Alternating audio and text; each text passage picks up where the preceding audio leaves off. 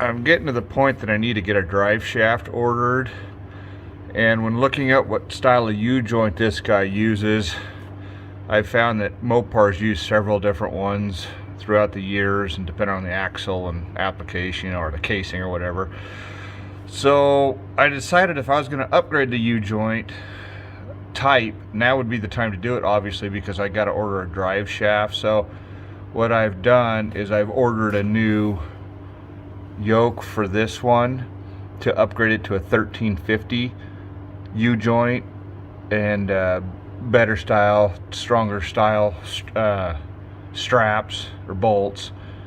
So I'm going to go ahead and try to install that today. I've Loctited this one in and running it with a impact gun, so we'll see how easy I can get it back off and get it replaced. So probably should have did it before, you know, since this one does have a little bit of a groove worn in it when I replaced the seal recently, but that's okay. I mean, it hasn't been used, so the seal will be fine. And we'll see if this new one fits. Hopefully the size and everything's correct. But it's for a 740. What was it? 742 case. Yeah. So I'll show you the one I'm gonna put on it here. This is the one I'm gonna put on there. It's a Strange, I believe, made in the United States, which is good. But you see how it has this different style where these embossments keep the U-joint centered, and then look how much bigger the straps are. So this one actually uses, well, okay, the other one uses straps, this one uses U-bolts. So here's the U-bolt kit for that. So this makes it, which I don't need this. I'm not going to make this a high power build with lots of sticky slicks or whatever, or big sticky slicks on the back. So it's not like I'm going to, the likelihood of me breaking even the other one is probably zero. But again, if I'm going to replace this and have a drive shaft made, now's the time to do it. And here's the part number for that as well. This was about $100 shipped, I think. So that's probably why I didn't do it before, just because I'm cheap. But again, if I wanted to upgrade this later, and it would influence having to have my drive shaft modified or replaced completely, I want to avoid that. So we're gonna do it in the get-go here. Here's a side-by-side comparison of the two. From this angle, not much difference, but you can start to see the size difference here.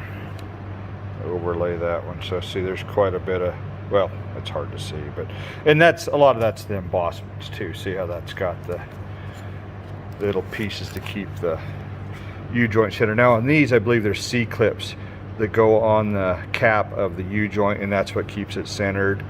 And this is a stronger design with this as well. But the spline count's a biggie, you know, depending on which rear center section you have. You got to know what you got. So there's fine spline, there's this heavy spline, what do you want to call it, thick spline? I don't know. Anyway, it's not the little fine one, so less tooth count. But this one I was able to beat off with the air gun without too much of a problem. So we'll get this one Loctite on the threads and get it ran on there and go to measuring the drive shaft. Since I replaced the back yoke, I decided I might as well do the front as well. So this is a Strange yoke that fits the T5 transmission, also a C4 that gives you the 1350 U-joint. So that way both my U-joints will match and be nice and beefy.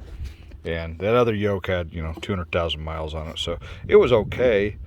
But again, if I'm gonna do this before I have the drive shaft made, this is the time to do it.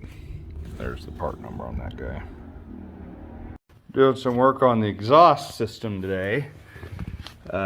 This side was real easy, the driver's side. I was able to just crank that factory piece, kind of go towards the back, and I found a little mandrel piece. I bought some 90s and some 180s to do this, so that worked just the right angle to get out of there. And I'm above the factory transmission mount, lots of clearance going all the way back. I'm above the transmission cross member I made, so that's looking good. The passenger side, however, was a lot more pain in the butt, a lot more angles, and I hate to admit it, but this probably took me 4 or 5 hours of just cutting and test fitting and cutting and changing and cutting and test fitting. there's kind of some weird angles that kind of turn right and then left and back and whatever, you know. So I've got it down in there now. I've got decent clearance between everything. Now I've just got to kind of straighten it up to get over the transmission cross member, because I'm a little lower on this side than the other side. But I've cut a piece off of the original Mustang's exhaust, which is all still in good shape, that has that little bend in it that should help me offset above that cross member. And I'll go underneath here and show you how that's looking. And here we are underneath. You can see that's going through nice. I mean, once it just going straight back, lots of room. I mean, it shouldn't have any problem on that side. But as you can see, maybe that one's coming in a little low, and I want it to be above that cross member. So as things shake and move, I'm not smacking that cross member. So again, I'll take that piece there and fit it toward, try to come back try to be in the same spot that this one is the best I can, without have to make a bunch of extra little cuts and bends. But I'm going to be able to use the O2 sensor port on this one here. You can see it right there towards the top. But this one got cut out when I cut it for that bend. But I bought some extra bungs, and I might even just use the bung that was in it there. The exhaust is all actually in really good shape in that car. It's not rotted out or not. I changed the mufflers on it at one point. They were rotted out, but the pipes and stuff are all in excellent condition. So I might try to even adapt the tailpipes to go over the back if it doesn't look to be too much of a hassle. Otherwise, I'll just use some turn downs. But making some progress here. Here's my passenger side piece that I was showing from above and underneath. A little easier to see here. Several compound cuts and angles to make that all kind of flow through there. It took me quite a while to get that to just test fitting and pulling out and cutting and test fitting and shortening and lengthening and whatever, but it's fitting good now. Just going around, I'm kind of doing the spot weld method. It doesn't look, you know, if you just do a bead, which is fine, but it's hard to control the heat with this thin a pipe. So you can see the little dimples in the weld. That's not a preferred way to weld. Obviously, it's not as strong, but it's fine for muffler pipe or exhaust pipe. But you wouldn't want to do that on a roll cage or something. Guys like doing that to try to make like a TIG weld or something, but it's not. It's a very poor welding method for structural stuff. So you don't want to do that. It works fine. I can control the heat that way, just spotting it, let it glow red, let it cool, and, you know, go around so I don't blow a bunch of holes in it. So that's coming out fine. It ain't got to be pretty anyway. And then here's that little step up piece. And then coming out, I'll kind of just roughly show you. It's kind of going downward like that. So I've had to cut another, in the straight piece that's going in the back, I back cut it to give it a little bit of to correct that. So there's going to be a little bit of angle correction in that joint right there, but I don't see that hurting anything. It shouldn't be that detrimental. But coming along. Here are the mufflers I'm going to use. Just old school glass packs. These are manufactured by Jones. I bought them from Summit Racing. Nothing too special, but you know, there's steel packs, there's fiberglass packs. These are the cheaper fiberglass, more common fiberglass now. These are 2.5 inch, or no, sorry, 2 1/4, which is what my exhaust is, and they're 35 inch overall. So the bodies themselves are probably closer to 29 or 30. I wanted to get nice long ones so that the idling around town and mid tones going down the highway aren't super loud, but when you get on them, it'll wake up, I think. But I did want to point out the way to install these. You can put them in both directions, but you can see if you look down one end, you can see the little perforations, and then the openings are towards me or away from me. You want the openings towards the engine, so as exhaust is going through, they're getting captured by those little perforation openings. If you put it in this way, it's going to be louder and it's not going to do as much muffling, as the name suggests, muffler. So again, you want the exhaust gas to come in from this direction and exit out of this direction. So perforation openings towards the motor, That's the back side. That would be going out the tailpipe. So just wanted to point that out to you. So you put them on there and they're not as quiet as you thought. Make sure you put them on the right direction. But these aren't going to be super quiet anyway. I mean, they're straight through. So these don't muffle as good as a regular muffler that has actually changes the exhaust gas's direction. Flowmasters, they're loud because they don't actually have any packing in them. It's an all metal design, all fully welded, so those are fine too. But they like the 2 chambers are loud. I'm pretty sure the 2 chambers are louder than even these big long just wide open glass packs. So at least until the packing blows out of them, which happens over time, and then they get louder and louder. There's still a couple companies or a few companies that sell the old steel glass pack. These are fiberglass packed.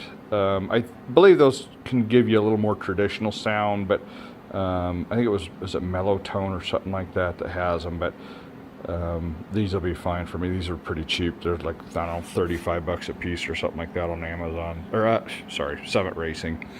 So what I'm going to run for now. Got the glass packs installed. I haven't fully welded them to the exhaust pipe yet. I got the hangers hung. Kind of think about heating those hangers and wrapping them around the bottom a little bit to help a little more strength for attaching them, but we'll see. I'll probably run into them or something enough times. I'll probably just bust them off with my head, but hopefully not. But there we're looking all lined up pretty nice. I've never done an exhaust system before, so this is my first, but you can see even the pipes are pretty darn close to being parallel with each other.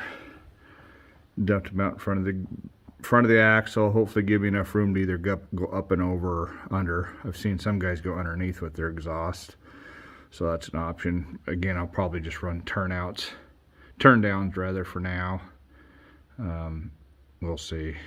There's lots of other things to do. I'll probably need to worry about tailpipes, but I think we're coming along pretty good here. I got the O2 sensors in.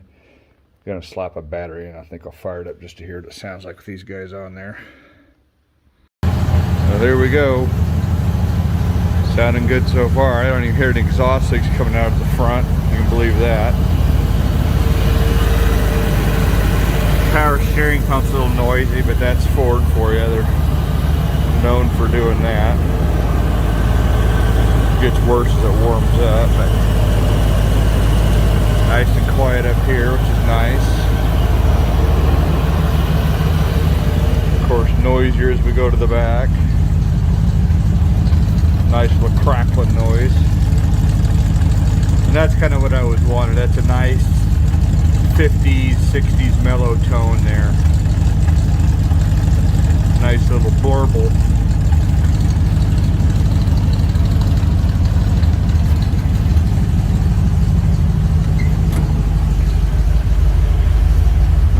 Blip here.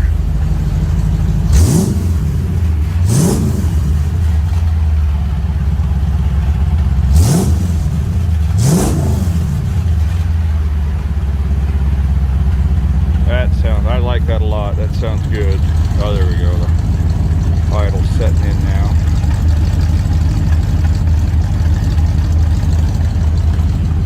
Not too loud. That's what I was hoping for.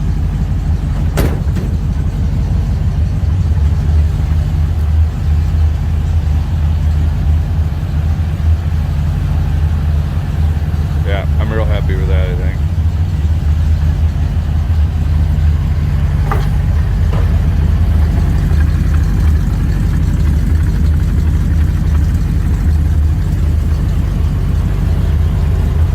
Oh, it's in neutral. Must be enough, what do they call it, parasitic drag or something like that to turn that, even though it's in neutral.